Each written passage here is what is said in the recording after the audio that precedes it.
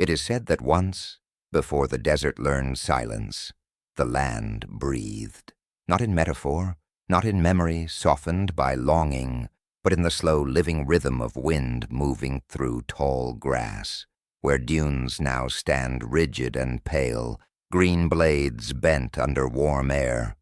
The horizon did not shimmer with heat, it darkened with clouds. Thunder rolled, low and unhurried, carrying the promise of return.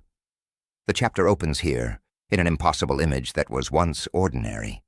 The air is heavy with moisture. It clings to skin and breath alike. The ground holds water easily, as if it expects it.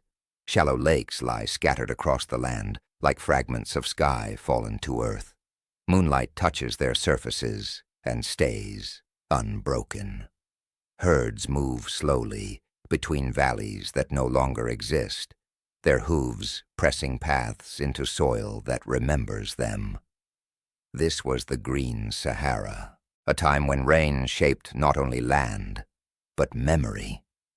When movement followed water, and water followed seasons with patient reliability. The listener is guided gently into this forgotten age, not as an observer looking back, but as a presence standing within it. In forgotten corners of the earth, the Sahara was once a garden of breath. Humans appear gradually, almost quietly, not as conquerors, not as wanderers chasing scarcity. They arrive as listeners. They watch the sky the way later generations would watch texts. Clouds are read like scripture. Wind patterns are studied with care. The return of rain is not counted in numbers, but felt in the body. Life is measured by cycles, not possession. Camps form beside water that feels eternal, yet is understood as fragile. Shelters are temporary, but knowledge is not. Stone tools rest near reeds. Fishing implements lie close to baskets, woven for gathering grain-like seeds. Fires glow softly at night, reflected in lake surfaces, so still they seem deliberate. These people do not dominate the landscape. They participate in it. Some believe this is why so little remains in writing, because nothing here was meant to be owned, not even memory. The narrative drifts through days that feel wide and unhurried. Children learn the land by walking it. Elders teach by gesture, repetition, and pause. Knowledge moves through rhythm. When rains come, celebration is quiet but complete. When they delay, patience stretches without panic. This world supports culture, ritual, and meaning without monuments. And yet, a contradiction begins to surface. For all its abundance, for all its careful observation and shared understanding, this green world leaves no written farewell, no tablets, no carved laments, no final accounting of itself. How does a living landscape vanish so completely that even its name dissolves? The listener feels this question deepen slowly, like water sinking into soil. As centuries pass, unmarked, uncounted, the climate begins to shift. Not suddenly, not violently. The change arrives the way breath changes during sleep. Rain hesitates. At first it is subtle. A season comes late. A lake does not fill as fully as before. Grass grows thinner along its edges. Herds adjust their routes. Camps move slightly closer to deeper water. No alarm sounds. The sky still answers, just less generously. Humans adapt as they always have. Knowledge flexes, patterns are adjusted, the return is still expected. Then the hesitation repeats. The air grows drier, thunder becomes rarer. The clouds still gather, but they do not always open. Lakes begin to shrink in ways that feel unfamiliar. Shorelines retreat slowly, leaving rings of pale sediment like quiet records of absence. It is said that loss rarely announces itself. The people do not leave at once. They wait. They observe. They listen more closely than ever. Fires burn lower at night. Conversations stretch longer. Eyes lift toward the horizon, with questions that remain unspoken. Some stay longer than others. The contradiction sharpens here. This world was known intimately. It was read, understood, respected, and yet its departure could not be prevented. The garden does not die in violence. There is no catastrophe, no flood, no fire. It simply exhales. The rains come once more, then do not return again. The sky grows distant, as if distracted by something beyond reach. The ground hardens gradually, not as punishment, but as consequence. Grass yields to scrub, scrub yields to openness. Lakes retreat into memory, leaving dry basins that still know their shape. The listener senses how unsettling this must have been, not because survival became impossible, but because familiarity dissolved. The land still exists, but it no longer responds. Some voices only echo when we are ready to listen. Families begin to move, not in panic, but in recognition. They follow water that still flows reliably. They carry tools, stories, sky knowledge refined over generations. Nothing is abandoned lightly. Others stay until staying itself becomes silence. Why some remain longer is a mystery the chapter does not resolve. Perhaps devotion, perhaps hope, perhaps a belief that listening longer might restore balance. But the sky does not answer. Eventually, even patience learns its limit. The garden fades. What remains is not ruin, but transformation. A place that once held moisture now holds memory. The wind changes its language. The ground relearns stillness. The listener feels the weight of this shift, not as tragedy, but as profound quiet. This is not the end of a world. It is the end of a condition. Beneath the silence, something else moves. Knowledge does not disappear. It prepares to travel. Those who leave do not leave empty-handed.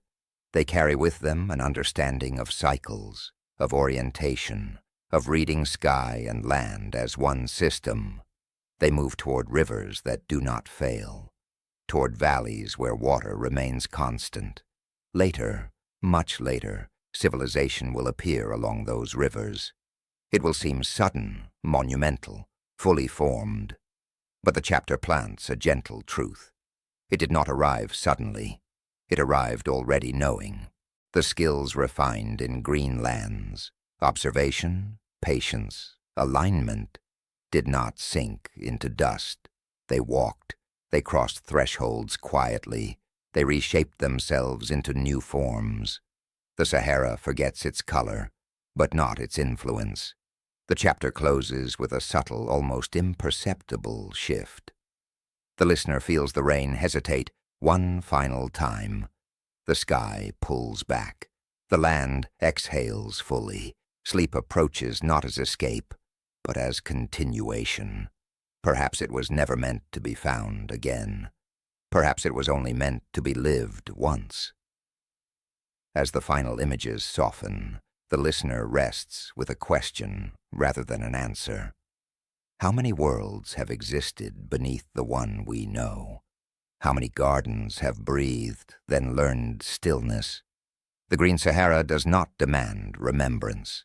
It lingers, in dust, in migration, in knowledge that learned how to move. And as the mind drifts toward sleep, the desert appears not empty, but full, of layers, of breath held long ago, of a world that once bent under warm wind and trusted the sky to return. It is said that before the desert learned to hold its breath, it learned to listen to water. The chapter opens on stone marked by absence. Long, winding scars etched into rock stretch across the land, pale against darker ground. They curve, split, reunite, then fade again. To the untrained eye, they look like accidents of erosion. To those who know how to see, they are paths. Once they carried water. Once they carried sound. The listener is guided gently along these dry channels, following rivers that no longer remember their own voices. No rush accompanies the movement. These rivers never hurried. They wandered, widened, narrowed, rested. They shaped the land slowly, the way patience shapes memory. In forgotten corners of the earth, these rivers fed fish, ceremony, and settlement. Their banks were places of arrival and return. Camps formed where water curved softly, where reeds bent without breaking, where reflection made the sky feel close enough to touch. Life flowed with the rivers because the rivers were life. Villages rose along their edges, not as permanent claims, but as agreements. Structures were light, paths were shared. Firelight flickered across water at night, doubling the stars above.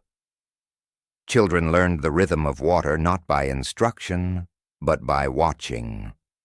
They saw stars ripple when wind crossed the surface. They learned how movement altered reflection, how stillness deepened it. These rivers were not owned. They were trusted. Some believe that trust is why their loss feels so profound. The narrative drifts through seasons that once returned reliably. During wet months, the rivers widened. During dry month, they pulled inward, but never vanished. Their absence was temporary, their return expected. The land learned patience from them, so did the people. Ceremony followed water's behavior. Songs matched its pace. Stories followed its curves. Names were given to bends, to confluences, to places where water lingered longer than expected. Memory anchored itself to flow.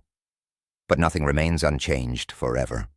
As time moves, unmarked by dates, counted instead in returns and delays, the rivers begin to behave differently.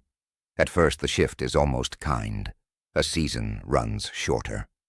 A bend dries earlier than usual. Fish grow scarcer in familiar pools. No panic follows. Adaptation begins quietly. Villages thin along certain stretches. Camps drift closer to deeper channels. Knowledge flexes.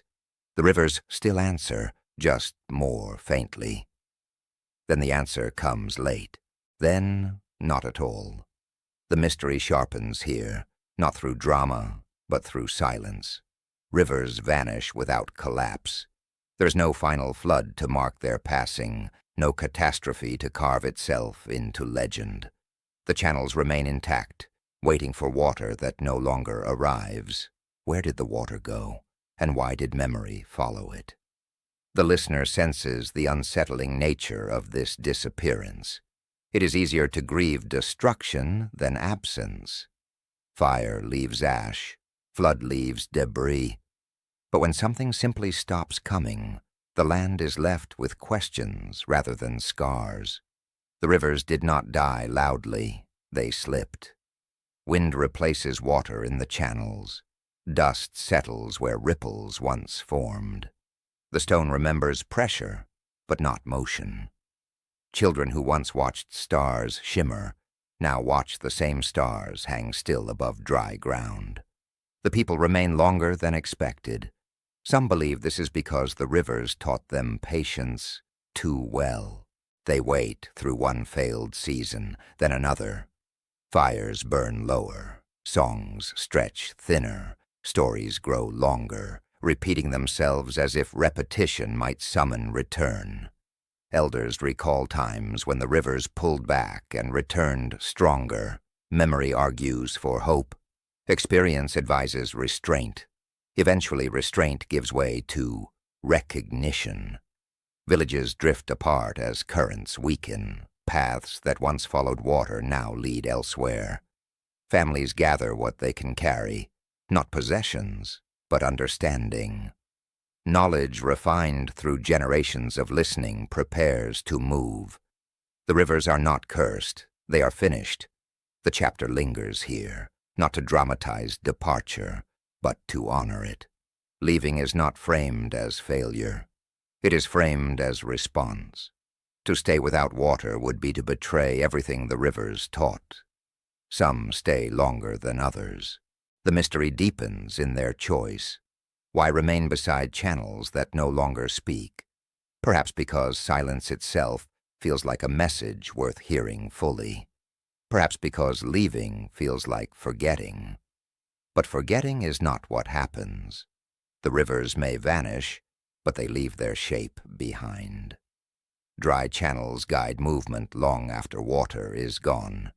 Migration follows old paths because paths remember even when people do not. It is said that landscapes teach twice, once through presence, once through absence. The listener moves through this second lesson now.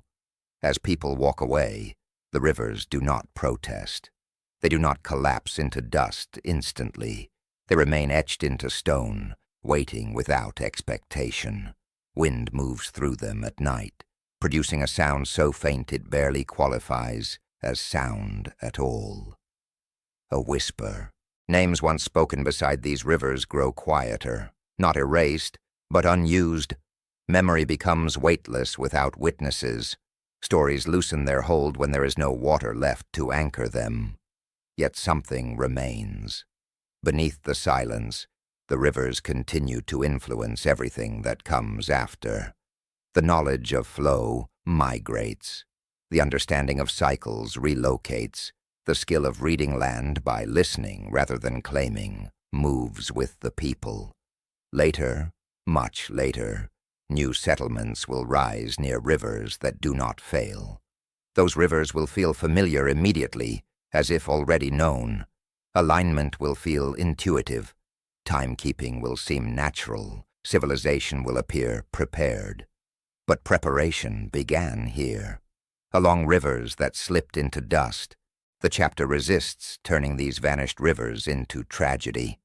Instead, it frames them as teachers whose lesson completed itself.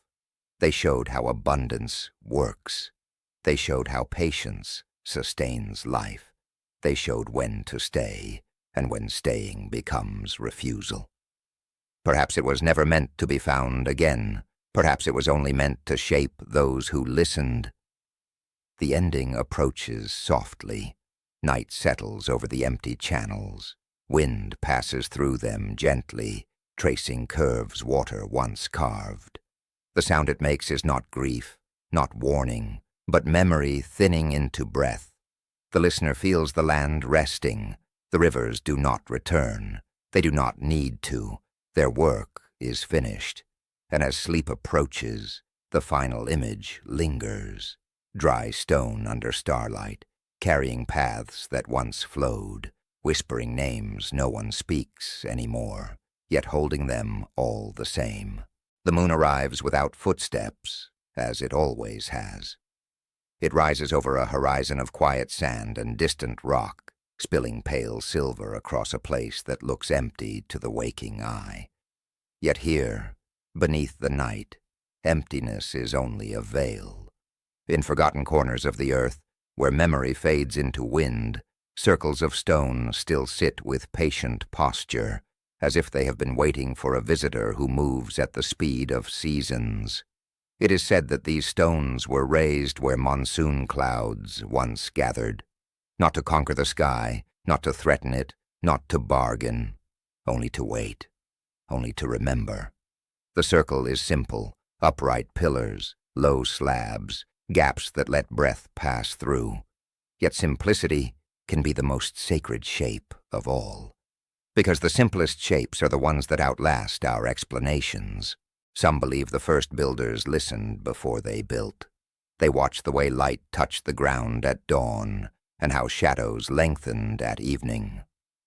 They noticed that certain stars returned to the same places, again and again, as if the heavens were offering a gentle repetition to anyone willing to notice. And they watched the clouds, the heavy bellies of rain that once rolled over this land, arriving with dependable thunder, leaving behind the scent of wet dust and new grass. In those days, the air was not always dry. The ground remembered water more easily. A shallow lake might have shivered nearby, catching moonlight and turning it into a moving mirror. Grasses would have leaned, birds would have circled, Somewhere fire would have glowed in a small human camp, and someone would have looked up and felt, without words, that the sky held a pattern, not a command, a pattern. Beneath the silence, the stones keep that pattern. Walk toward them in your mind, slowly, as if you are approaching something that sleeps. The circle does not feel like a ruin, it feels like a pause. Each upright stone is placed with care that does not shout. No carving demands your attention, no statue claims a name. Instead, there are alignments, quiet lines, drawn from stone to star, from shadow to season. A narrow gap frames a sunrise that arrives like a blade of gold on one precise morning. A pair of taller stones holds the moon between them at another turning of the year. Whispers tell us that time was once measured without numbers. Before calendars were inked and dates were counted, time was felt. It was the swelling of air before rain. It was the softening of soil after storms. It was the migration of animals and the return of birds. It was the moment a familiar constellation rose at dusk, and the elders nodded, because their bodies remembered what their mouths did not need to explain. So the stones were set to hold that remembering. They measured return, not control. Imagine the builders at work, not in haste, but in a ritual pace. They do not build a palace, they do not raise walls against an enemy. They choose a flat place where the sky can be seen from every angle. They mark the ground with simple stakes, with the kind of attention that turns ordinary soil into a map. Then the stones come, dragged, lifted, coaxed upright. The effort is real, but the mood is steady. The labor becomes a ceremony without lyrics, a shared patience. And when the circle stands, it does not declare victory. It simply stands, like a question that does not need an answer right away.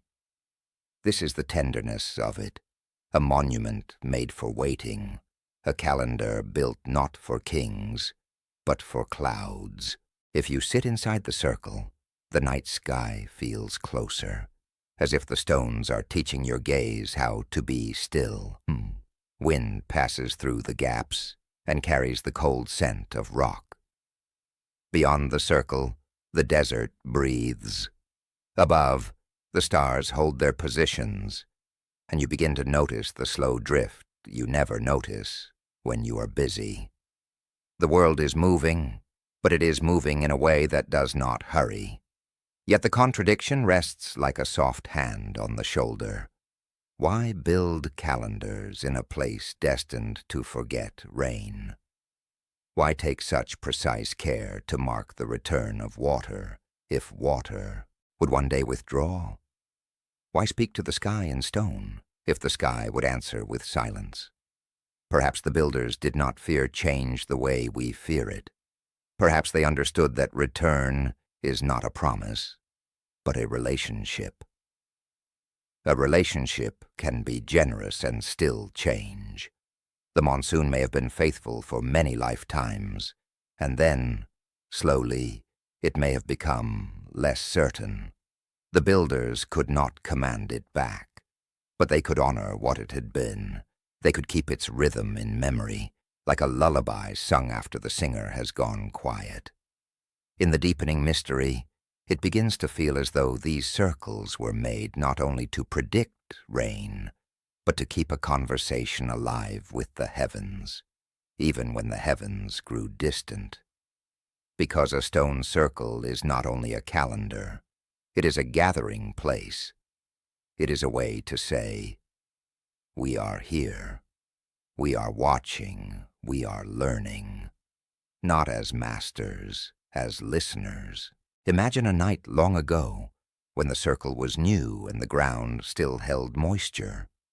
A small group arrives as twilight cools the land. They carry baskets and water skins and the quiet weight of expectation. Someone lights a fire in the center, careful not to scorch the stones. Smoke rises straight up for a moment, then bends as the wind shifts. Children chase each other and then grow quiet, because the adults are becoming quiet. The sky darkens into deep blue, and the first stars appear, patient and sharp. An elder points, not dramatically, simply, and the group turns their faces. A certain bright point rises between two stones. When it does, it means something. The time to move with the herds, the time to camp near low ground, the time to prepare pots, the time to tell a story that only makes sense when the air smells of coming rain.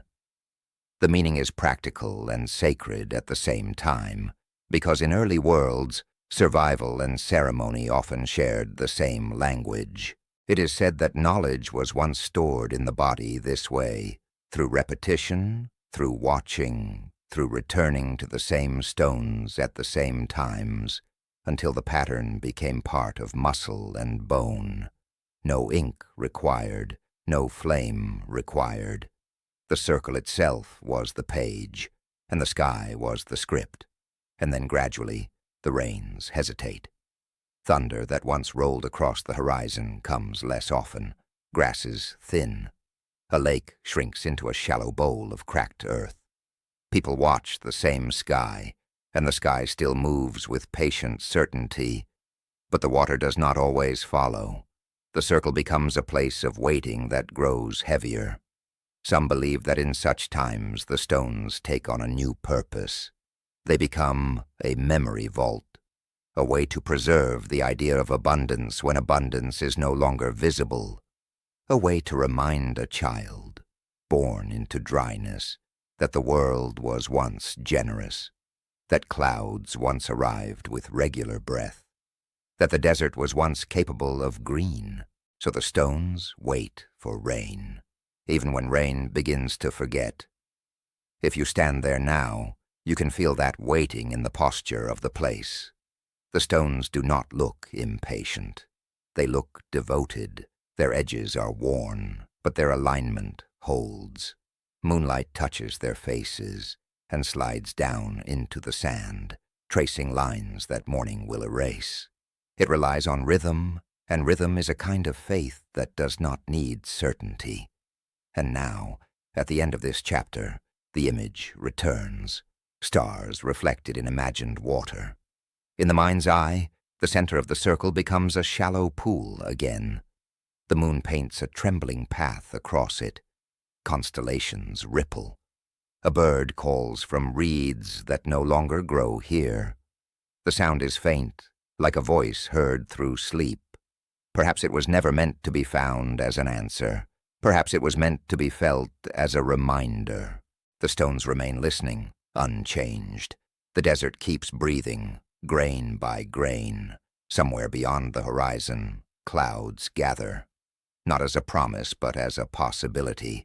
Some voices only echo when we are ready to listen. So rest now, as the circle rests. Let your thoughts move like slow water through old channels. Let the sky drift gently above you, and let the stones keep their patient vigil, waiting for rain, waiting for return, waiting for the quiet moment when memory and night become the same soft thing. It is said that some stories were never meant to travel. They were meant to stay exactly where they were spoken. This chapter opens inside shallow rock shelters, where the air is cooler and the world narrows into stone and shadow. The ceiling curves gently overhead, not carved by human hands, but shaped by time itself. Moonlight does not fully enter here. It hesitates at the edge, leaving the interior in a soft, breathing half-dark. And on the walls, life still moves. Giraffes stretch their long necks across stone. Cattle cluster together, heavy-bodied and calm. Swimmers glide through painted water that no longer exists. Hunters walk beside animals rather than above them, their forms balanced, unhurried. A living world continues its motion here, captured in pigment and patience in places where life itself would not remain. The listener does not feel triumph in these images. They feel tenderness. These are not decorations. They are not boasts. They are not records of conquest or dominance. They are careful, intimate, almost gentle. Each line follows the curve of the rock, as if the painter listened to the stone before touching it. Each animal is rendered with familiarity, not fear. Muscles are known, movements are remembered. This was not art made to impress. This was art made to hold. In forgotten corners of the earth, people once returned to these shelters again and again. Fires were lit nearby, their smoke tracing slow patterns along the ceiling. Children watched elders mix pigment from crushed stone, charcoal, and fat. Hands pressed against rock, leaving outlines of palms, small ones, large ones, overlapping across generations. Time here did not rush forward. It gathered. The listener senses how different this is from the way we imagine memory today. These paintings were not meant to be carried away. They were not portable. They could not be owned. To see them, you had to return to the place where they were made. Memory required presence, and presence required care. The narrative drifts slowly along the walls. A herd of cattle appears again and again, painted in layers that suggest return rather than repetition. Each time, the animals are slightly different. A horn curves more sharply, a leg lifts higher, a calf appears beside its mother. This is not a single moment preserved forever. It is many moments held together. Some believe these paintings were made over centuries, not all at once, not by one hand, but by many people, responding to the same world, adding their memory to a surface that had already learned how to remember. The land outside the shelter is still green at first. Rain comes reliably. Rivers run nearby. Animals pass through valleys that feel permanent. Life moves with confidence, not because it is guaranteed, but because it has not yet learned uncertainty. And so the paintings record abundance. This is where the contradiction begins to deepen. As climate shifts, as rains hesitate and grass thins, the paintings do not change their subject. They do not warn. They do not depict drought or fear. They do not record loss. They continue to show life as it was. Why record abundance instead of warning? The listener feels this question settle softly, without demand. Perhaps warning was never the point. Perhaps the paintings were not meant to predict the future, but to preserve a relationship with the past. As the world outside the shelters begins to change, the act of painting itself changes. It becomes more deliberate, more careful. Pigment is applied with restraint. Hands linger longer on the stone before pulling away. Painting becomes memory against loss. Not resistance, not denial, remembrance. The animals painted here are not abstract symbols. They are specific. Giraffes are painted with legs positioned as they would have been seen while walking slowly across open land. Swimmers move through water that once reflected stars. Fish are shown with detail that suggests long familiarity. These were creatures known not from distance, but from coexistence. The listener senses that the painters understood something quietly profound, that what is loved does not need to be explained, only held. Outside, the world continues its slow transformation. Rain comes less often, lakes shrink, herds alter their routes. People begin to move more frequently, following water that still answers. Some return to the shelters one last time. Imagine a small group entering at dusk. The air smells different now, drier, sharper. They bring pigment carefully wrapped, as if it were something fragile. A fire is lit. Shadows dance across the walls, animating the animals already painted there. Someone kneels and adds another figure. Not new, familiar, a cattle shape drawn from memory rather than sight. The line trembles slightly, not from lack of skill, but from weight.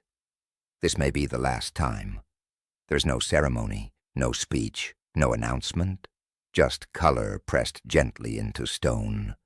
The listener understands now. These paintings are farewell. Not goodbye spoken aloud, but goodbye embedded into place.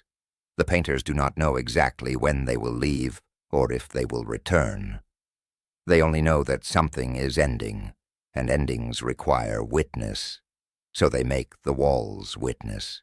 Whispers tell us that humans once trusted place to remember what people could not carry. That memory was not stored only in minds, but in landscapes, in stone, in the quiet cooperation between human hands and enduring surfaces. The shelters hold this cooperation still. The contradiction remains unsettling. Why not paint the drying lakes? Why not show the thinning grass? Why not warn future eyes of what was coming? Perhaps because warning assumes someone will arrive in time. Perhaps because these images were not made for strangers. They were made for the land itself. As dust begins to gather outside, it also gathers slowly inside. Fine grains drift into the shelter, settling gently on ledges, on the floor, on the lower edges of the paintings. The color begins to soften, not vanish. Red ochre dulls slightly, whites yellow. Lines blur at their edges, but they do not disappear. The listener feels the quiet resilience of pigment chosen carefully for this very reason. These were not fleeting dyes. They were earth made visible. Stone remembering stone. Centuries pass. The people move on, carrying knowledge, stories, skills. The shelters are visited less often. Fires no longer glow here at night. The animals outside no longer match the animals on the walls, and yet, inside, the world remains intact.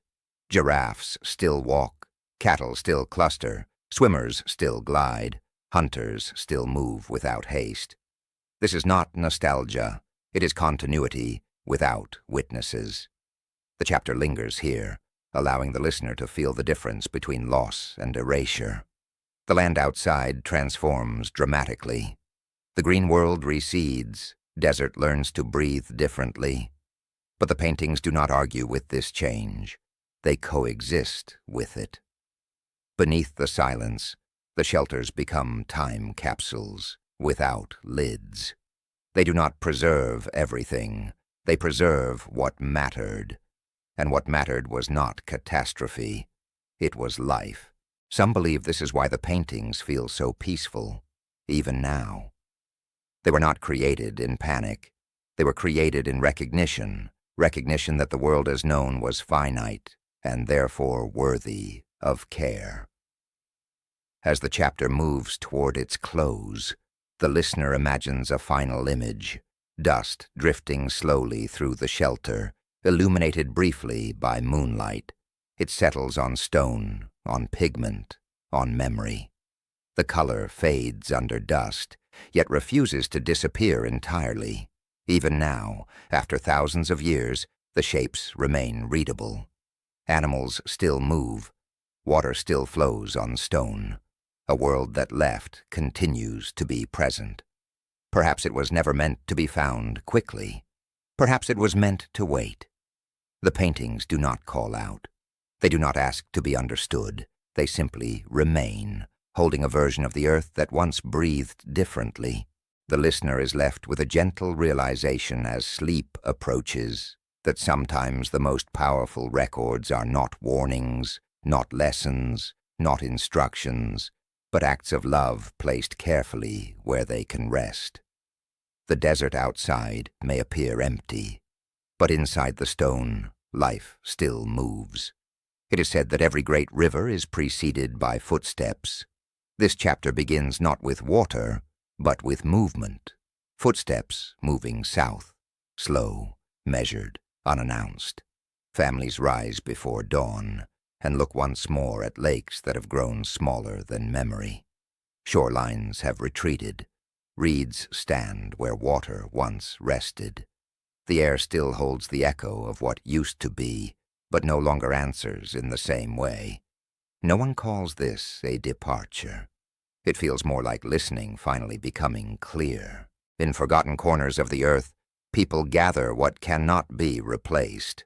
Tools shaped by hand, stories shaped by repetition, sky knowledge refined through generations of watching clouds hesitate and stars return. Nothing heavy is taken, nothing unnecessary. The land has taught them what weight really is. The walk begins, not as flight, not as exile, but as continuation. The narrative traces this movement gently, following paths that are not yet roads. Groups spread out, then draw closer again, guided by the same understanding. Water that fails teaches when to leave. Water that does not fail teaches where to return. The lakes behind them are not cursed. They are simply finished. Children walk beside elders, learning the pace without being told. The ground changes gradually. Grass thins, soil hardens. The wind speaks a new dialect. Nights grow cooler, clearer. Stars feel sharper, more distant, yet more reliable than ever. The sky still knows them. Knowledge travels quietly. This is not conquest. No banners rise. No territory is claimed. There's no sense of arrival awaiting them, only the certainty that movement itself is correct. The people carry with them patterns learned in green lands, how to read slope, how to feel underground moisture, how to sense when land is about to change its mind. They know how to wait. They know how to leave. Some believe this is the most important inheritance of all. As days pass, the land opens. Valleys stretch wider. The air grows heavier again, subtly. A distant line of green appears where the horizon once felt empty. It is not dramatic. It does not announce itself. It simply exists, the river that never failed. The Nile does not rush to greet them. It flows as it always has, indifferent to footsteps, patient beyond measure. Its banks are broad and forgiving. Its cycles are slow, generous and predictable in a way that feels almost unreal after the uncertainty left behind. The people stop walking, not because they have reached an end, but because the ground finally says yes. The chapter lingers here, in the first mornings beside permanent water. Dawn rises over a surface that does not shrink overnight. Light spreads across ripples that will still be there tomorrow. Fires are lit without worry. Children laugh without glancing constantly at the sky. The river breathes differently than the lakes did. It does not promise abundance without effort, but it does promise continuity. Floods come and go. Silt is left behind. Seeds sprout reliably. Time settles, but something else settles too. Knowledge does not reset when people stop moving. It reshapes itself. Skills learned beside vanished lakes adapt to a new rhythm.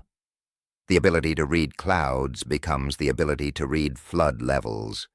The patience learned from waiting for rain becomes the patience needed to manage planting and harvest. Stone circles are no longer built to wait for monsoon return.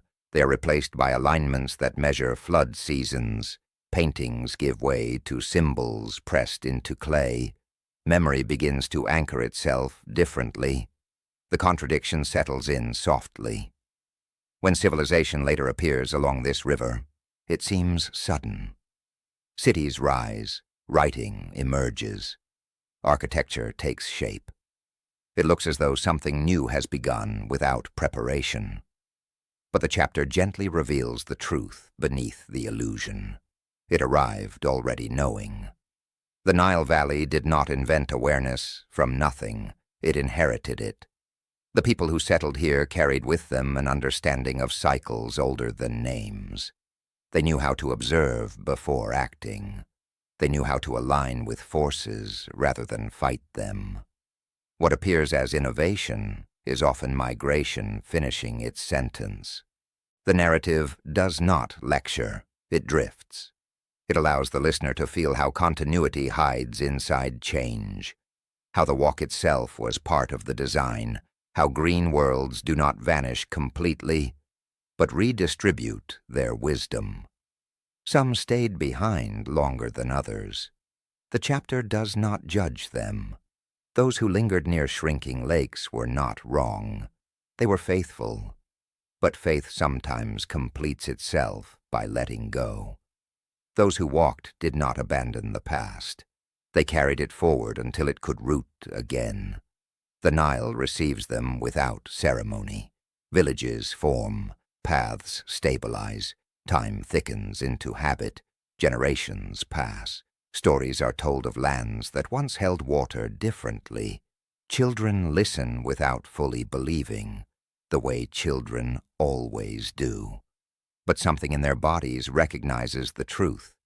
It is said that memory does not need belief to survive. As the chapter moves toward its close, the image returns to movement, but slower now. Dawn spreads across the river's surface. Mist lifts gently. Birds move along the banks. The water reflects light with calm inevitability. Nothing dramatic happens. That is the point. The long walk ends not in triumph, but in balance. A journey guided by listening finds its answer in flow that does not argue with time. Perhaps it was never meant to be found suddenly. Perhaps it was meant to be reached gradually.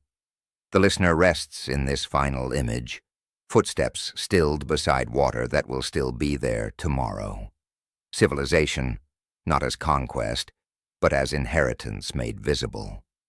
Sleep arrives like the river itself, steady, patient, and inevitable. It is said that the most important changes do not arrive loudly. This chapter does not begin with disaster. It begins with waiting. The sky looks the same at first. Pale blue in the morning, deepening toward evening, stars arriving on time. Clouds still gather on the horizon, stacking softly like promises rehearsed too many times. The people watch, as they always have. They know the language of clouds. They know the weight of air before rain. They know the smell that should come before thunder. But the rain does not come, not this season. The ground holds its breath. Dust remains loose beneath the feet. Fires burn easily. Too easily, as if the land has already decided something the people have not yet accepted. No one panics, no one names the absence. A single dry season means nothing. The sky has hesitated before. They wait. In forgotten corners of the earth, patience is a skill learned early. Camps remain where they are. Water is shared carefully. Elders speak of other years when rain came late and arrived strong. Children listen and believe, because belief has not yet been broken. Then the next season comes, and the rain fails again. This time, the absence feels different. The ground begins to harden in places where it once softened easily. Shallow pools do not return. Reeds yellow and snap instead of bending. Animals pass through more quickly, no longer lingering. The wind sounds sharper, carrying less moisture, more dust. Time stretches. The listener feels this, stretching not as urgency, but as weight. Days feel longer. Nights feel quieter. Fires burn lower, not because fuel is gone, but because no one wants to waste warmth or light. Conversations thin. Long pauses appear between words. The sky no longer answers. People still look upward. They still watch cloud forms dissolve before opening. They still track stars, still note the solstice, still observe shadows marking days with perfect indifference. The heavens continue their cycles with patient certainty. Only the rain has changed its mind. Some believe this is the cruelest kind of silence. Not chaos, not destruction, just indifference. The chapter lingers in this tension. Camps begin to thin. Families quietly drift apart, not in conflict, but in response. Some move toward distant water, remembered through stories. Others follow animal paths that once led to green places. Each departure happens without ceremony. There are no speeches, no final gatherings. Leaving does not require announcement. Yet not everyone leaves. This is the mystery that settles at the center of the chapter. Why did some stay? The listener senses that this question has no simple answer. Some stayed because they trusted the sky too deeply to doubt it. Others stayed because memory held them more firmly than fear. Some stayed because leaving felt like erasing something sacred, something earned through patience. And some stayed because they had nowhere else to go. The sky continues to turn away. Another season passes, then another. The land begins to look unfamiliar, even to those who have known it all their lives. Footpaths fade. Old water markers mean less. Stone circles that once measured return now measure absence. Shadows still arrive exactly where expected, but their meaning feels hollow without rain to complete the pattern. The listener feels how unsettling this is. Precision without fulfillment, order without reward. Children born during this time learn a different world from the one described in stories. They hear of lakes that shimmered and grasses that reached the knee, but they see only dust and open ground. Their bodies know thirst more intimately than abundance, and still some remain. Whispers tell us that staying was not always stubbornness. Sometimes it was devotion, a belief that the land itself deserved to be witnessed through its full cycle, even the part that led to silence. These people become quieter, their movements slow, their camps shrink, until they are little more than fires and shadows. Tools are repaired carefully, because replacement is no longer guaranteed. Songs are sung more softly, as if volume itself might offend the sky. The land listens, the sky does not answer. At some point, no one marks when, the waiting changes shape. It is no longer expectation, it becomes acceptance. The people who remain stop looking up as often. Their gaze lowers, focusing on what still exists rather than what does not. This is when the desert begins to learn stillness. The ground hardens fully. The last seasonal pools dry into cracked basins that no longer resemble water. Wind sculpts the surface gently, grain by grain, erasing the softness that once defined the place. Footprints last longer now, but not forever. The listener senses that this is not defeat. It is completion. Those who stayed have watched the land transform from abundance to absence. They have listened until there was nothing left to hear. They have learned the full shape of the cycle, not just the generous part. And then, one by one, they go silent too. Not all at once, not dramatically. Some leave late, carrying what little can still be carried. Others remain until even memory feels heavy, until the effort of holding on becomes greater than the effort of letting go. The chapter does not linger on suffering. It lingers on dignity. The desert does not become hostile. It becomes quiet. Animals adjust. Birds choose other routes. Insects retreat into deeper rhythms. Life does not vanish. It rearranges itself into something less visible. Beneath the silence, the land records everything. The listener is guided across this transformed world, feeling the weight of time without dates. The sky is clearer now, stripped of moisture. Stars appear sharper, colder, more distant. The Milky Way spills across the darkness with unsettling beauty. Nothing interferes with it anymore. Stone remains where it was placed. Paintings rest beneath sheltering rock. Dry river channels wait without expectation.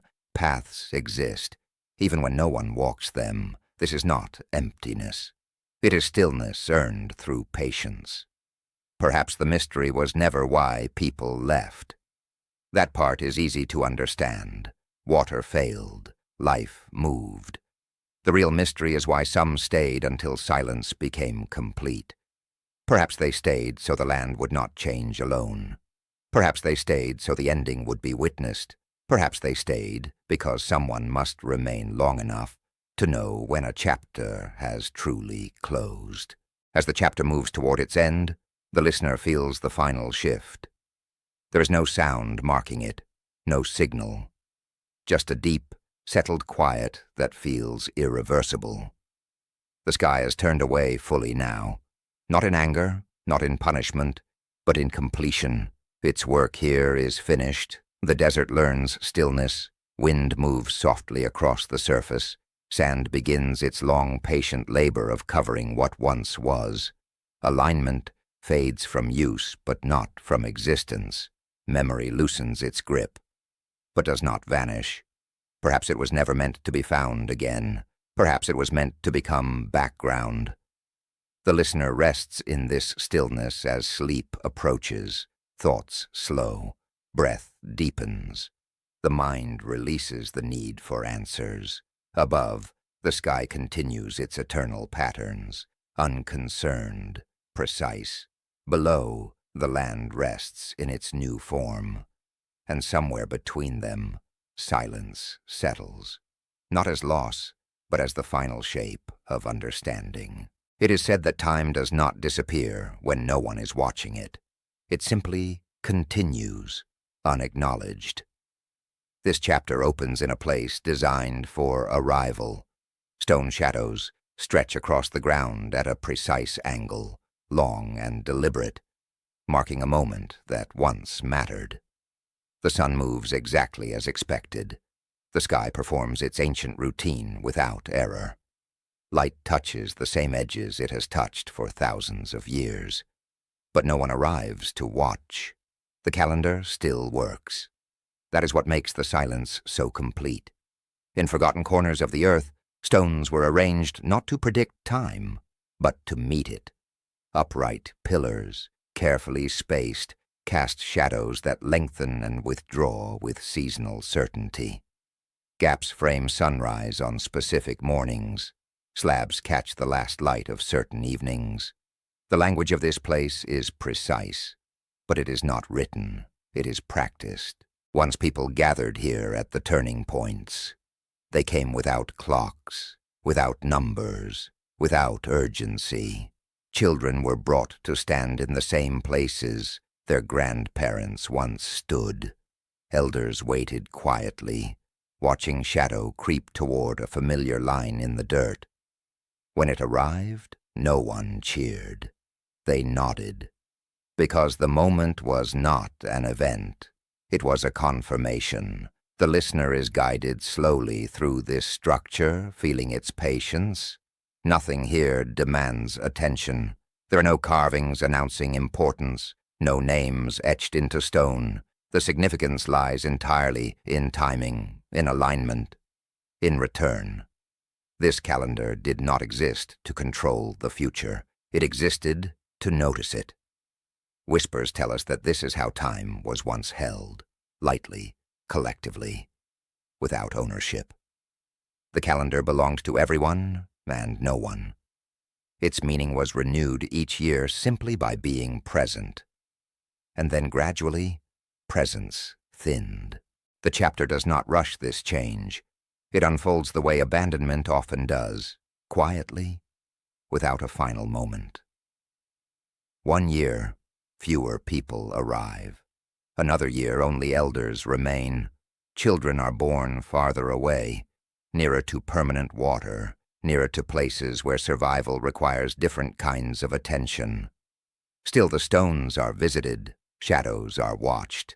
The cycle continues until 1 year, no one comes back. The sun rises, the shadow forms, the alignment completes itself perfectly. but the space where people once stood remains empty. Wind passes through instead, brushing dust across markers that still know exactly what they are marking.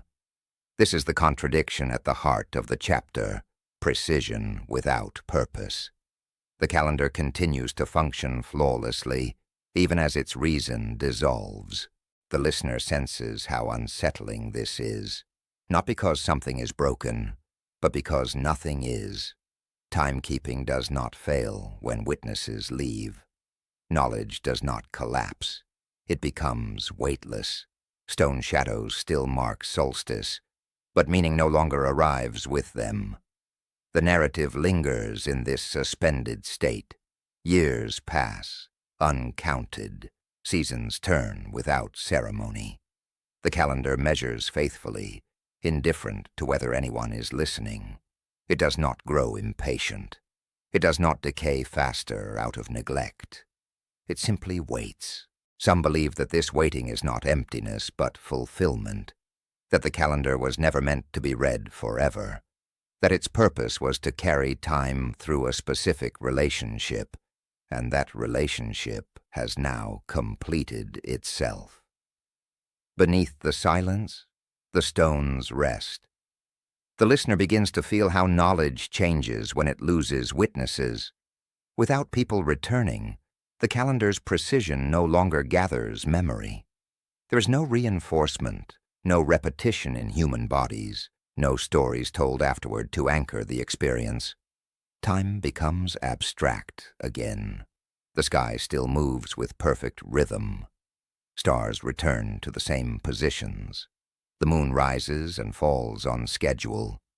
But no one ties these movements to planting or travel or ritual anymore.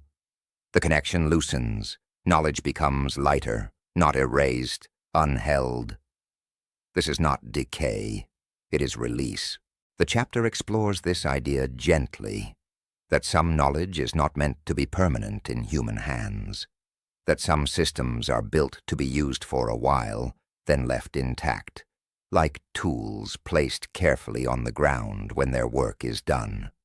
The calendar does not resent being abandoned. It does not attempt to call people back. It stands in completion. Imagine standing here centuries later. You arrive without knowing exactly what the stones were for. You noticed their arrangement. You feel something intentional, but you cannot name it. You return another day and notice the shadow falls differently. Something clicks faintly. But you do not stay long enough to see the pattern complete. And that is all right. The calendar does not require rediscovery. It requires nothing. The listener senses how different this is from the way modern time is experienced, counted, divided, consumed. Here, time is not a resource. It is a presence, one that continues whether or not it is acknowledged. In this way, the calendar becomes a lesson without a teacher. Precision without purpose is not failure. It is peace. The chapter drifts toward evening. The sun lowers. Shadows stretch one last time across the ground, touching stones that remember thousands of identical moments. Wind moves through the gaps. Sand settles gently at the base of markers. Nothing asks to be restored. Nothing demands interpretation. The calendar rests in quiet completion. Perhaps it was never meant to be found again. Perhaps it was meant to demonstrate that time does not belong to us. As the final moments approach, the listener feels a softening. The mind releases its grip on sequence and schedule. Breathing slows, thought drifts. Above, the sky performs another flawless rotation. Below, the stones receive it without response. The chapter does not end with loss. It ends with acceptance. Time was marked here. Time was honored here. And now, time moves on without needing to be noticed. Sleep arrives in the same way, not because the body demands it, but because the moment is right. The calendar no one came back to read remains under the open sky, whole and complete. its work finished, its silence intact. And the listener drifts gently into rest, carried not by minutes or hours, but by the deep, unmeasured rhythm that has always been there, waiting. It is said that when a landscape changes, it does not take everything with it. Some things are too light to drown. Some things are too alive to be buried. Some things simply stand up, gather themselves, and begin to move. This chapter opens with memory in motion, knowledge carried in hands and breath, not stored in ink. The listener is guided across a land that is shifting, almost invisibly. The lakes still shine at night. Grass still bends under warm air. Yet the sky has begun to hesitate, and in that hesitation, people begin to listen in a different way. In forgotten corners of the earth, the Green Sahara was not only a place of water, it was a place of practice. Life was learned in rhythm, when to wait, when to follow clouds, when to settle near reeds, when to step away before thirst arrived. People read weather the way later ages would read scripture, by return, by pattern, by patience. And then slowly, the pattern changed. Rains arrived late. Then they arrived thin. The ground held less water in its shallow places. The reeds grew shorter. The night fires burned with a different kind of care. Less celebration, more calculation. No one announced a disaster. No one named the end. There was only a long, quiet noticing. Some believe that real endings begin like this, not with collapse, but with clarity. A certain kind of wisdom awakens when the world becomes uncertain. Decisions form, not as panic, but as a shared understanding. It is said that the desert does not erase everything. It asks a question, and those who can answer it survive. So the narrative drifts into the image of movement that is not fleeing, but carrying. Families gather what matters, and what matters is not heavy. There are tools, stone points, blades, grinding stones worn smooth by grain and repetition. There are skins and ropes, baskets and water vessels. There are small bundles of pigment, wrapped carefully like future dawn. But the greatest cargo is invisible. A mother teaches her child how to read wind by how it touches the cheek. An elder shows where the sun rises when the year turns. A hunter demonstrates how to follow tracks that vanish in dust, using not only eyes but listening. A maker's hands remember the exact pressure that turns soft clay into a vessel that will not split in heat. Knowledge does not sit still. It walks. Whispers tell us this is the oldest kind of archive. Before writing, wisdom lived in the body. It traveled as song and gesture, as habit and story, as the calm authority of someone who has done a thing 1,000 times and can do it again in the dark.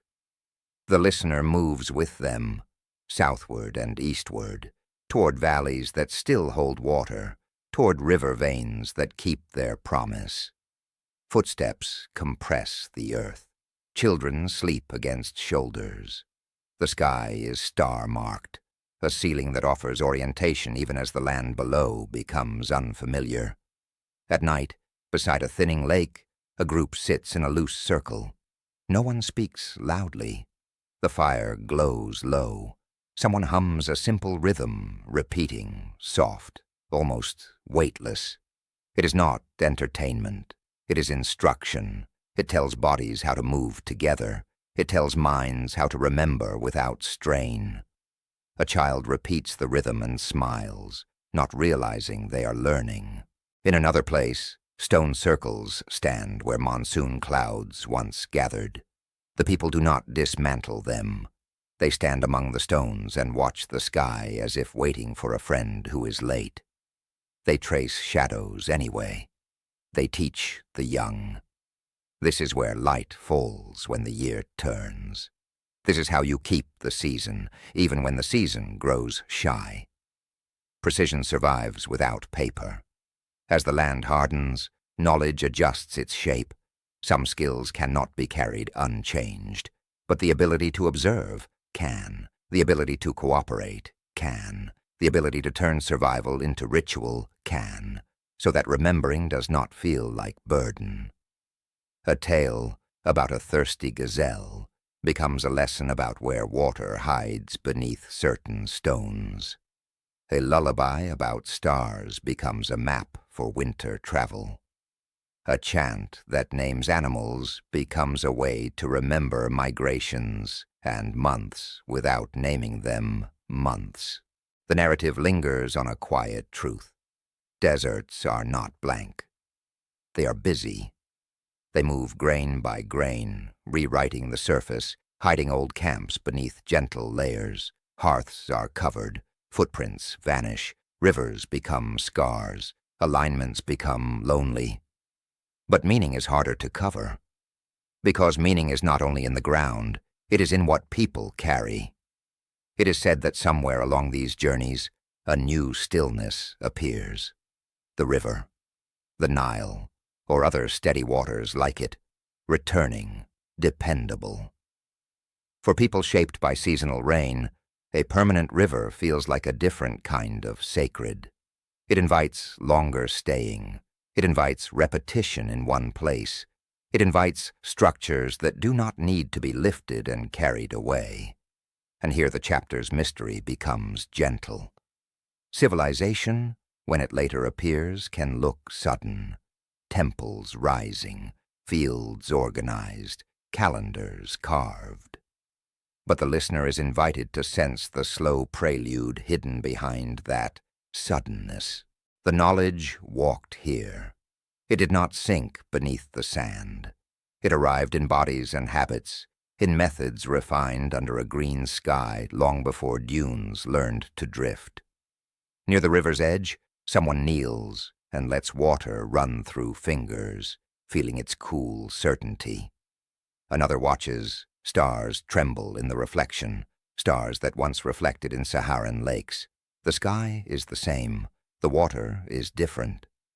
Yet something continues. A child draws lines in wet earth, copying an elder's gesture. It is not writing, not yet. It is practice. It is the beginning of holding an idea outside the body. Some believe the desert's strictness sharpened attention. When abundance fades, planning becomes sacred. Storing becomes ceremony. Sharing becomes law without needing to be written down. Loss teaches without shouting. Still the story refuses drama. It stays with the tenderness of departure. The last look back at a shrinking lake, the silence of a stone circle under a dry sky, the ache of leaving a home that once felt endless. It honors grief without making it loud. Then it returns to its central truth. Not all knowledge is made of objects. Some knowledge is made of movement, and movement is harder to destroy than stone. The listener rests in that thought for a moment longer, like a hand resting on warm stone. Beneath the silence, continuity hides inside change. A new valley is not the old one, yet the same careful mind enters it. The same hands light the fire. The same eyes count the returning stars. The chapter closes as night gathers over a new camp. The river murmurs nearby. Firelight trembles on faces. Someone begins the oldest opening. It is said, "They speak of a garden that once breathed where dunes now stand. They speak of rivers that slipped into dust. They speak of stones that waited for rain." The story is not tragedy, it is lineage, because the teller is proof that something endured. Perhaps nothing truly vanished. Perhaps it simply stepped aside, changed form, and kept walking. Some voices only echo when we are ready to listen. And tonight, the echo is simple. What mattered most did not sink. It walked. It is said that the desert does not destroy. It stores. This chapter opens with a single step placed carefully on sand that looks untouched. The surface shifts softly, obedient, erasing the mark almost as soon as it appears. To the waking eye, nothing remains. No trail, no sign. Just wind-smoothed grain, endless and pale. But beneath that surface, everything waits. In forgotten corners of the earth, the desert becomes an archive without labels. Dunes rise and fall like slow breaths, each one passing over something older than itself. Hearths, where fires once glowed, still hold circles of darkened stone. Paths walked by bare feet, and careful hands still press faintly into hardened soil below. Alignments set to meet sun and stars still hold their geometry, patient and exact. The listener is guided gently into this layered world, where absence is not emptiness, but cover. Every step rests above a story. The desert learned this skill gradually. It did not rush to a race. It let wind do its quiet work. Grain by grain, year by year, the sand settled over campsites abandoned without violence. Fires went cold. Footsteps stopped. The land did not panic. It simply accepted stillness. Whispers tell us that this is how memory survives when it cannot speak. The narrative slows, inviting the listener to imagine what lies beneath the dunes. Not treasure, not monuments, ordinary life. A circle of stones once used to anchor cooking pots. A scatter of broken tools repaired again and again until repair itself became the point. Ash pressed into soil where children slept close to warmth. These things were never meant to last forever, and yet they did, because meaning is heavier than footprint, but lighter than sand. The listener senses how strange this is. We are taught to think of deserts as blank, as places that swallow evidence. But here, the desert behaves differently. It does not dissolve the past. It suspends it. Like a breath held for thousands of years. Beneath the silence, the ground remembers shape. Imagine standing on a high dune at dusk. The sky opens wide, star-marked and immense. Wind moves softly along the ridge, sculpting the crest. Below, nothing suggests habitation, no walls, no paths, no sign of life ever passing through. And yet directly under your feet, a hearth rests exactly where someone once placed it. The stones are still arranged carefully.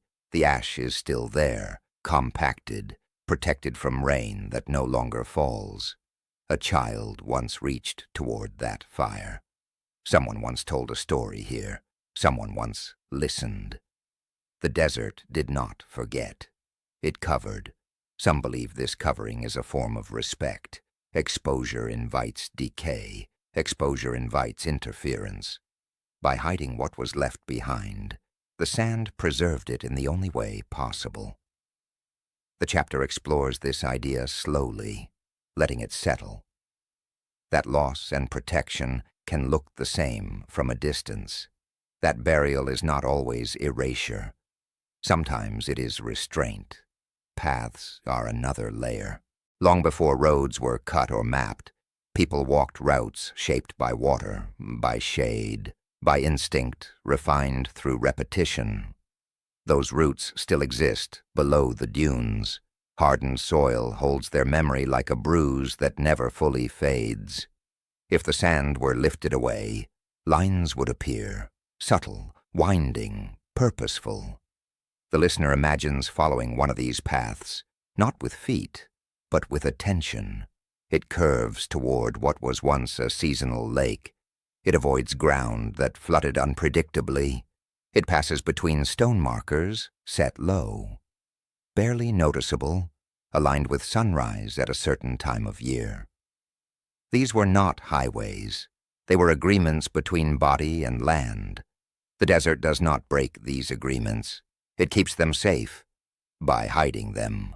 As the chapter deepens, alignments come into focus, stone circles, single uprights, paired markers, placed where sky once mattered intensely. They still matter, even now. The sun still rises where it always has. The stars still return on schedule. The stones beneath the sand still point, still measure, still wait.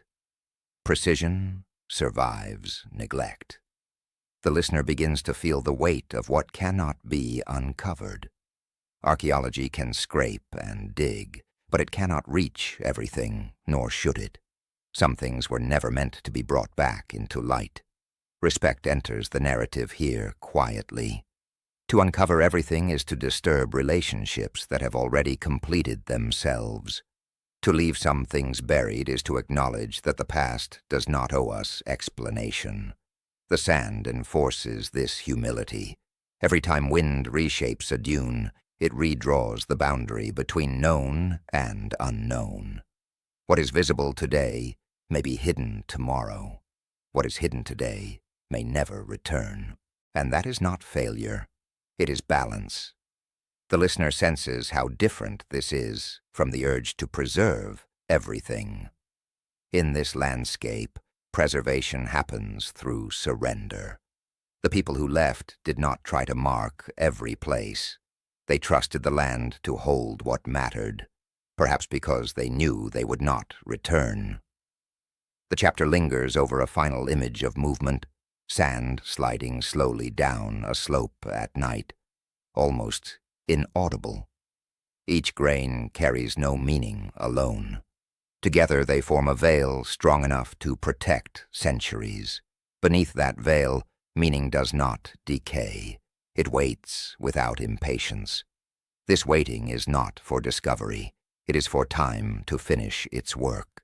The desert is not asking to be decoded. It is asking to be acknowledged as keeper.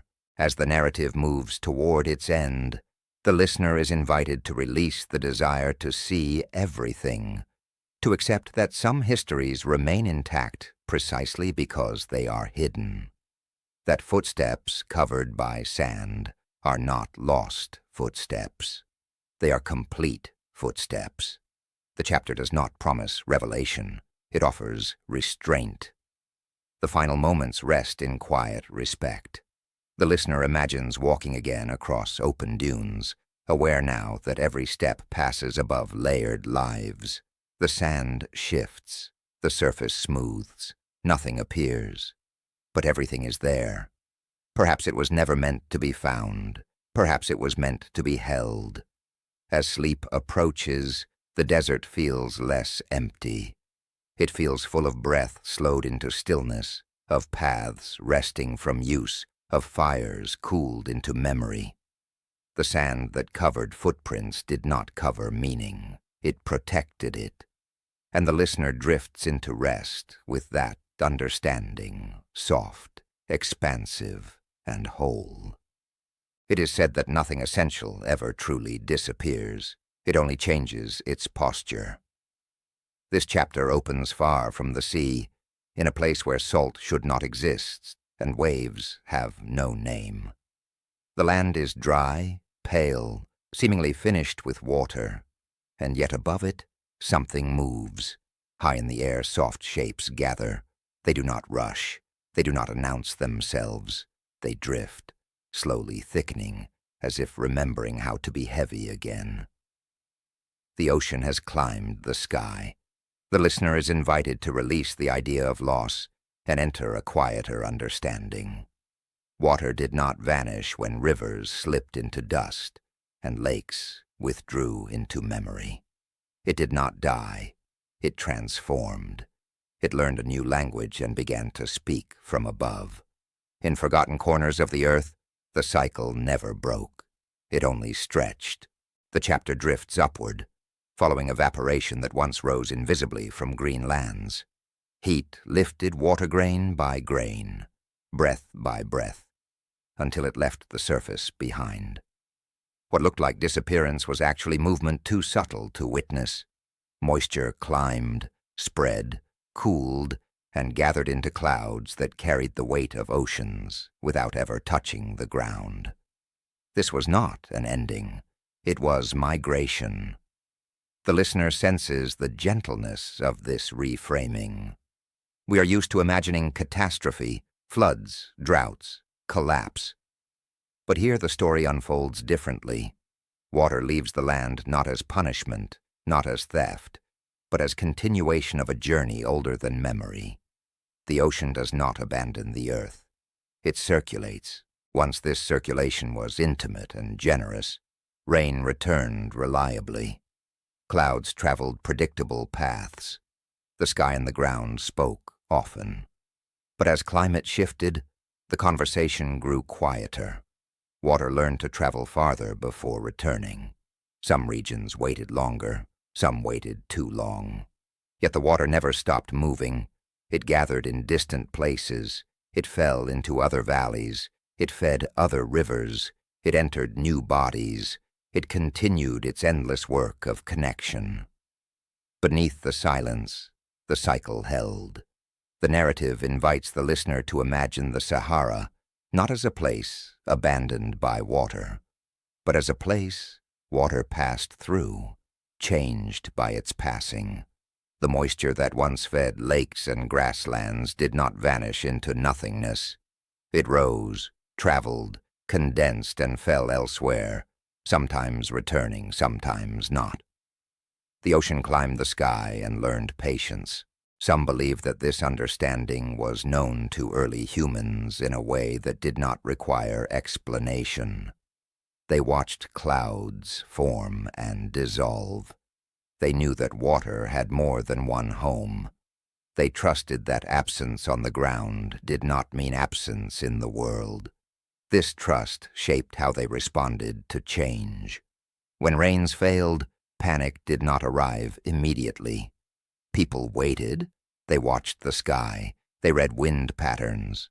They understood that water was still present, just not where it used to be. Migration followed this understanding. People moved toward water not because it was disappearing, but because it was relocating. The listener feels how different this is from a story of loss. It is a story of redirection. The chapter lingers on clouds forming over distant horizons, thickening slowly, gathering moisture from places unseen, carrying oceans in fragments so small they appear harmless. These clouds do not hurry. They are not driven by human need. They obey larger patterns: temperature, pressure, rotation of the earth itself. Stars wheel beneath them at night. The moon pulls gently at their edges, reminding water that it has always answered gravity, even when airborne. The ocean never forgot how to fall. It simply chose new places. The listener is guided through the sensation of resting beneath this moving ceiling, lying on warm ground at night, watching clouds slide across the sky, knowing that each one carries water that once touched distant shores. Salt memory travels upward, diffused and softened, until it becomes rain sweet enough to drink. This is not destruction. It is dilution. The chapter reframes drought not as emptiness, but as redistribution. Some lands receive less because others receive more. Some seasons lengthen while others compress. The balance shifts, but the system holds. Understanding this does not remove grief. It transforms it. People mourn what they knew, the lakes, the rivers, the certainty. But they do not accuse the sky of betrayal. They recognize movement when they see it. They follow water's new paths, rather than demanding its return to old ones. Whispers tell us that this recognition is the beginning of wisdom, knowing when to stay, and knowing when to follow. The narrative drifts higher still, imagining the planet from above. Vast bands of cloud encircle the globe, slow and deliberate. They mirror ocean currents below, echoing them in air. What was once horizontal becomes vertical. What once flowed across land now flows across atmosphere. The ocean has not diminished. It has learned another dimension. The listener rests in this thought, feeling tension dissolve. Loss becomes motion. Absence becomes distance. Water is no longer missing. It is traveling. And travel implies return, even if the route is long. The chapter gently acknowledges uncertainty. Not all clouds return to the places they left. Some fall far away. Some dissipate without rain. Some circle the earth before releasing their burden. The cycle is not designed for fairness. It is designed for continuity. This is difficult for human longing to accept, but it is enough for life. As the chapter moves toward its close, the listener is brought back down to the desert surface. Thus, the land is still dry, the ground still hard, the silence still deep. But above it, clouds gather, not in threat, not in promise, simply in presence. They thicken as night deepens. The horizon darkens slightly. The air changes its texture, almost imperceptibly. A scent moves through the wind that does not belong to dust alone. The ocean is nearby again, not in waves, not in rivers, but in breath. Perhaps it was never meant to be found where it once was. Perhaps it was meant to be followed. The chapter closes without rain falling. That is important. The story does not rush toward fulfillment. It rests in potential, in the knowledge that water is patient, that cycles are long, that return does not announce its schedule. Clouds gather over distant horizons, heavy with memory. The listener lies beneath them, held between earth and sky, understanding at last that disappearance is often just ascent. Sleep arrives like condensation, soft, inevitable, quiet. And somewhere above, the ocean continues its climb, carrying the world with it, one invisible drop at a time. It is said that some landscapes do not vanish. They simply move, out of sight, into stone, into breath, into the quiet chambers behind our eyes. This chapter opens in stillness, in a desert that appears to have finished its story. The dunes are pale and patient. The wind is thin, almost careful, as if it has learned not to disturb what lies beneath. And yet, in the hush between gusts, something soft persists. Not a sound exactly, more like an echo that never decided to leave. A green world still breathes in memory. The listener is guided to imagine the Sahara not as emptiness, but as a veil. Beneath the silence, beneath the sand's slow rearranging, there are traces, gentle, stubborn, unhurried, hearths that once glowed, pathways worn by feet that walked without fear of drought, stone circles that waited for rain with a patience that feels almost spiritual. And above all, images. In forgotten corners of the earth, the walls still hold animals that no longer belong to this place. Giraffes step across rock shelters with long-necked calm. Cattle stand in painted herds, untroubled by dust. Swimmers drift through stone as if water were a permanent law. Hunters move not in violence but in rhythm, part of a living world that understood balance before it understood ownership. The paintings remain, not as decoration, but as witness. Some believe these images were made to protect a truth, the way a lullaby protects a child, by repeating what is safe, even when the world is changing. Others believe they were a farewell offered without panic, not a warning, not a scream, just a gentle insistence that life was once here in abundance, and that abundance was real. The listener feels tenderness in this. A civilization does not need palaces to leave behind dignity. Sometimes the greatest monument is a memory placed quietly into stone. Beneath the silence, the story begins to gather its echoes. Rock art is one echo. Stone alignments are another. The migration itself, the long, patient walk toward water that did not fail, is an echo too. And then there is the deepest echo of all, the way the desert still contains the shape of rivers that have become dust. Dry channels carve through rock like old handwriting, a language of water etched into the earth's skin, The listener follows these winding scars across a landscape that no longer remembers their sound, yet still remembers their direction. It is as if the land once learned the movement of water so thoroughly that it cannot forget the gesture, even after the water is gone. Whispers tell us that this is what memory looks like when it belongs to the planet itself. And the memory is not only physical, it lives in human continuity too, carried invisibly through time. The chapter drifts toward the idea that when the green world faded, it did not take all its knowledge with it. People moved, yes, but they moved with skills, with instincts, with a kind of education written into the body. They knew how to read clouds like scripture, how to find water by the taste of wind, how to measure seasons without ink, how to follow stars without maps.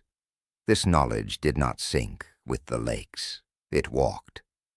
The listener senses how quietly profound this is, that what appears to be disappearance might actually be transfer. A green world does not have to remain green to leave behind life. It can become a teacher and then step back. The narrative lingers on a calm contradiction. The Sahara today looks like a final form, dust and heat, horizon after horizon of stillness. Yet the evidence suggests it has been many things. It has worn different faces. It has moved through cycles like a sleeping animal shifts positions in the night. Green, then dry, wet, then quiet, abundant, then sparse. Not as punishment, not as miracle, simply as rhythm. It is said that climate is a kind of slow music, too wide for humans to hear all at once. We catch only a few notes in our lifetimes, but the land hears the whole song.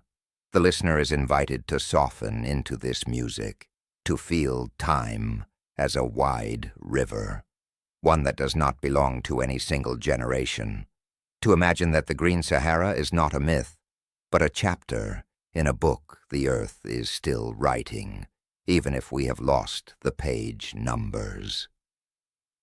The chapter gathers the echoes one by one, like objects placed onto a sacred cloth. First, the paintings, animals moving through stone, water held in pigment, life preserved in line. Second, the stones, circles and alignments built not to dominate the land, but to listen to it. Calendars made of shadow, monuments that measured return rather than control. Evidence that people once stood in open air and watched the sky as if it were a companion. Third, the migration, footsteps turning south, not as defeat, but as adaptation, a knowledge of when to leave, and how to carry meaning without carrying monuments. Fourth, the silence, because silence is also an echo, when it is deliberate. The desert did not erase everything loudly. It covered things gently. It chose patience over spectacle. The listener feels the desert as an archive rather than a grave. Under every dune there may be a layer of ordinary life, a fire ring, a tool chipped beside water, a place where children ran. These are not treasures in the dramatic sense. They are tender artifacts, proof that life happened here, without needing to justify itself. And in this way, the green world still breathes, not as a return of rain, at least not yet. Not as a restoration of lakes, at least not now, but as a presence that refuses to be fully erased. The chapter drifts into a dreamlike thought, that memory is not only what humans store. Memory can be stored by the land, by stone, by dust, by the shape of a valley that once held water, by the angle of a rock shelter that still keeps the coolness of shade. Some believe that when we stand in a desert and feel a sudden, inexplicable intimacy, an ache that is not sadness but recognition, we are touching this ancient memory with our own nervous system, as if the body itself can sense the ghost of humidity, the vanished softness of a world that once grew thick with life. Marked by the moon, the desert becomes less empty and more awake. The listener is guided beneath night skies where stars glitter with indifferent beauty. And yet, the story suggests, even the stars participated in the old green world. They were reflected in lakes. They were watched from riverbanks. They guided migrations. They were companions to people whose names are gone, but whose attention remains in the record of stone. The narrative does not lecture. It does not attempt to prove. It offers a feeling that the past is not dead because it still shapes how the present breathes. A desert wind can still carry pollen from somewhere far away. A sudden cloud can still cast a shadow that feels like a forgotten hand. A line of rock art can still awaken an image in the mind. Water, movement, grass bending under warm wind. And the listener senses that nothing truly vanished. It simply stepped aside. As the chapter approaches its close, it returns to the softest echo.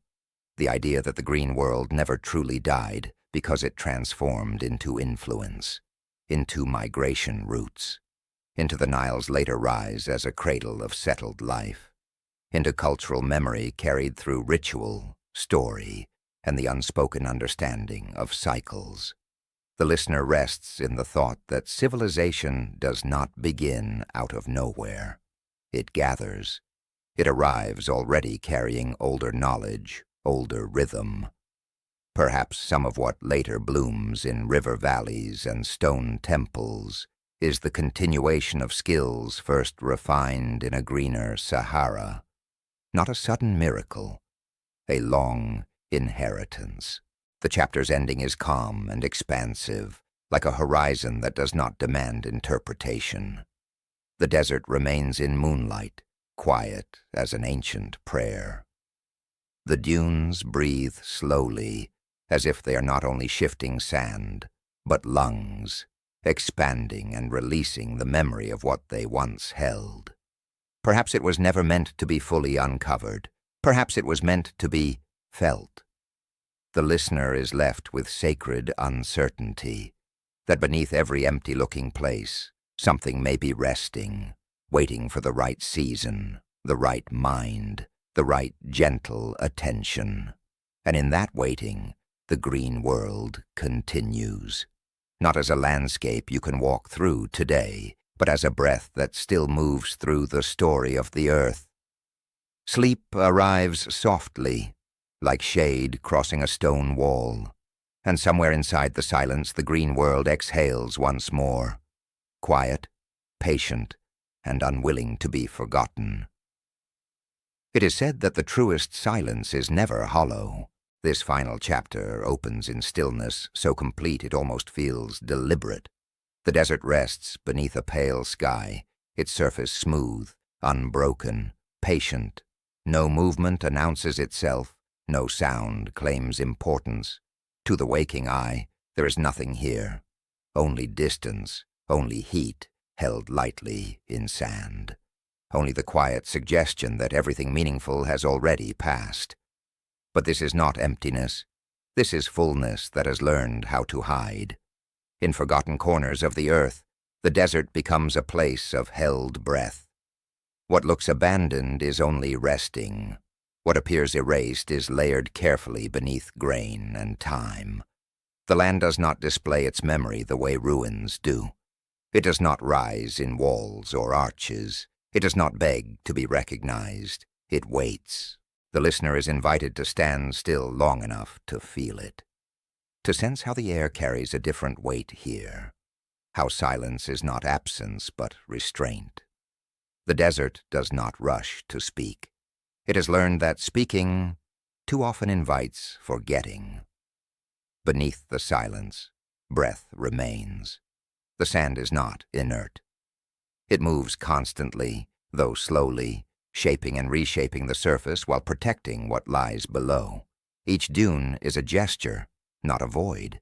Each hollow contains layers of time pressed together gently, like pages that were never meant to be opened all at once. Under one stretch of sand, a hearth still remembers warmth.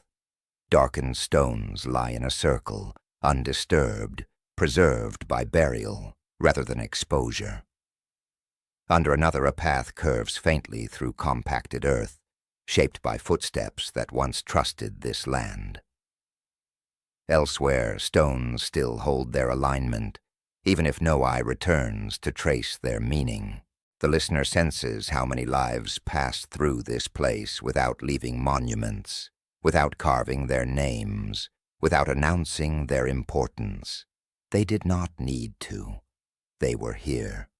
Whispers tell us that this is the difference between empty land and quiet land.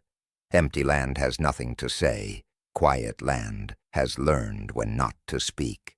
The desert is quiet because it remembers too much. The chapter gathers everything that came before into this understanding. The green world that once breathed here, the rivers that slipped into dust, the stones that waited for rain without resentment, the paintings that held life in color long after life moved away, the long walk toward water that did not fail, the sky that turned away, not in anger, but in completion, the calendars no one came back to read, the knowledge that walked rather than sank, the sand that covered footprints, but not meaning, the ocean that climbed the sky, the memory that never fully left. All of it rests here now, not as fragments, but as presence. The listener begins to feel the desert as an archive that does not catalog, an archive that does not label, an archive that refuses extraction. To take something from here without permission is to misunderstand what it is. Some things can only be honored by leaving them where they are. The desert teaches this slowly. If you walk long enough without seeking, the land begins to reveal itself in subtle ways. A change in texture underfoot, a cooler pocket of air near rock, a shadow that falls at an angle too precise to be accidental. These are not clues in the sense of puzzles to be solved. They are invitations to attention, marked by the moon. The desert becomes almost intimate. At night, when heat releases its grip, the land exhales. The sky opens wide, star-marked and vast.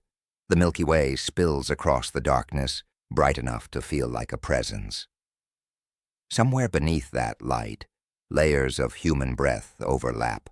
Laughter, speech, song, silence, compressed into memory so old it no longer needs form. The listener senses that this place does not grieve what it has lost. It has accepted change as part of its identity. This acceptance does not erase sorrow. It transforms it into patience. The desert knows it has been many things. It has been water-rich and water-poor. It has been a corridor of migration and a boundary of stillness. It has held villages and then released them. It has watched civilizations gather elsewhere and fade again. It does not measure time the way humans do. It measures endurance. The chapter invites the listener into sacred uncertainty, the idea that not knowing everything is not a failure, but a form of respect. That some histories remain intact precisely because they resist complete understanding. That memory does not require exposure to survive. Beneath the silence, the desert continues to remember without effort. This remembering is not nostalgia. It is not longing. It is simply continuity. A wind passes across the dunes, soft enough not to disturb the surface. It carries no words, yet it carries familiarity. The same wind once moved across water here. It once cooled bodies beside lakes. It once carried smoke upward from fires that burned carefully at night. Now it carries dust. The dust carries memory. The listener feels the paradox settle gently, that absence can be full, and fullness can be quiet. That meaning does not need to be visible to be real. That a place does not have to be inhabited to be alive. The desert that is not empty does not ask to be restored. It does not wait for rain with impatience. It does not expect return. It simply remains. Perhaps this is why sleep arrives naturally in such places, not as escape, but as alignment. The body senses that it does not need to stay alert here, that vigilance can soften, that the land has already done the watching. Some voices only echo when we are ready to listen, and listening here requires stillness. The chapter does not end with revelation. It does not uncover a final secret. It leaves the listener with a feeling rather than an answer, that beneath every apparent emptiness lies a density of experience too gentle to announce itself. The desert continues to remember, even as it looks away. Perhaps it was never meant to be found. Perhaps it was meant to be felt. As the final moments unfold, the listener imagines the desert under early morning light. The sky pales. Stars retreat without ceremony. Shadows shorten. The sand looks unchanged, and yet everything remains. The breath of ancient rains, the echo of movement, the patience of stone, the knowledge of when to stay and when to go. All of it rests together, indistinguishable from the land itself. Sleep arrives quietly, without edge. The mind releases its questions. The body settles into the same stillness the desert has practiced for millennia. And somewhere beneath the sand, beneath the silence, beneath the appearance of nothing at all, the world continues to breathe, slow, steady, and unwilling to forget.